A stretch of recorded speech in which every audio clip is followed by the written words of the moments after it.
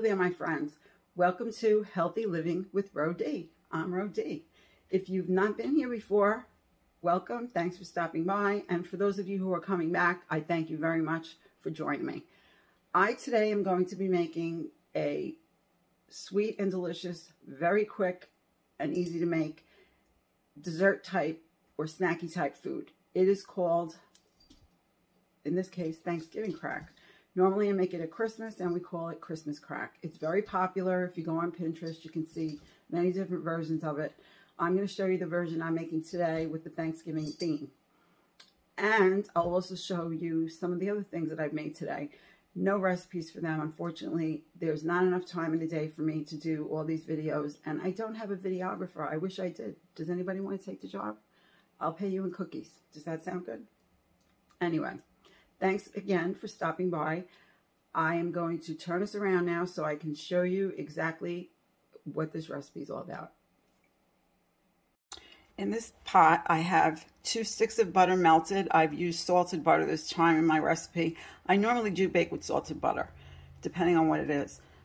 In this recipe, I'm using salted, so I'm not adding any salt. And I have put in here 1 cup of light brown sugar, and I'm going to be bringing this to a boil and stirring it vigorously and not leaving it unattended. And then after 3 minutes of doing that, I will add in a cup of, this is chopped walnuts, and then I will continue to have it boiling with the walnuts in it for 30 seconds. This is how it should look just before you add in. See how that looks like a caramel sauce? Just be careful you don't burn yourself with this, because this is like hot lava going onto skin. I've incorporated in the nuts, and I've added in a teaspoon of the vanilla. I'm going to cook this off, stirring vigorously for 30 seconds, and then we'll be ready to add it to the crackers. First step in the recipe is to preheat the oven to 350 degrees. So after you turn your oven on, the next thing you'll do is take a full-size sheet pan.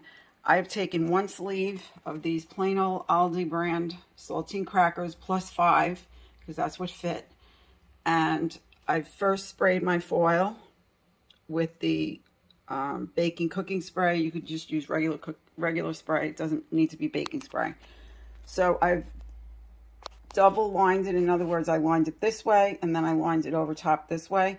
And then I made this kind of little reservoir or dam here, so that, as you can see, the sleeve plus 5 fits in here nicely and evenly. As you can see, I have spread all of the caramel and nuts over top of the crackers. And now what I'm going to do is, as evenly as I can, I'm going to distribute these dried craisins, cranberries. These are the low sugar kind. You can use the other kind as well. This is what I had in the house. This is 3/4 of a cup-ish. So I'm going to just now evenly spread it out on top. And then we'll put it in the oven for 10 minutes. I just pulled this out of the oven after 10 minutes. It's all nice and bubbly. It smells heavenly. How could it not? Brown sugar and butter, delish. What I'm going to do next is sprinkle some of these white chocolate chips over the top. This is about a 1/2 cup. I don't think I'm going to put all 1/2 cup. And then over top of that, I'm going to put some of these Thanksgiving themed sprinkles, which is a combo. I get these at my bakery at Stop and Shop, of these little leaps and these little colorful jimmies.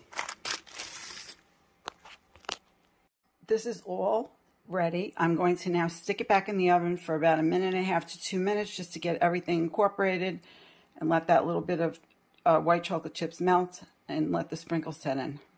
Okay, so 1.5 minutes has passed. I decided to take it out. It looks good. Now it just has to cool, and then I can break it up and it'll be all ready to eat. Here you have it, my friends. My Thanksgiving crack. All done. Doesn't it look yummy? I wish I could share some with you through the video camera. Really easy and simple. I hope you try it and you enjoy it as much as we do. Just to let you see what I've been up to today, in addition to this, this was from this morning, our pecan pie bark. I did a video on this. This is part of a collab. These are just 2 kinds of my Thanksgiving fall sprinkles. Here I've made some sugar cookies, simple sugar cookie recipe, and I put some sprinkles in the dough. And these are shortbread cookies. In the center, when they're done, you press a chocolate or vanilla wafer and it'll melt into the cookie. And then I put some sprinkles of choice on top. People love these. I've made them, I usually make them once a year at Christmas, but I decided to go with these as part of Thanksgiving this year for my cookie trays. Well, hello again. Was that recipe super easy? Just like I said it would be? I hope you give it a try. Get creative with the ingredients. You can put things in that you might like better than what I put in.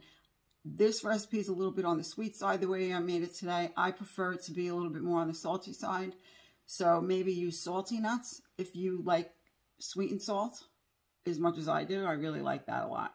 Also, maybe some bittersweet chocolate, some dark chocolate as opposed to the white chocolate chips. That would complement it very nicely as well if you enjoy eating that kind of chocolate.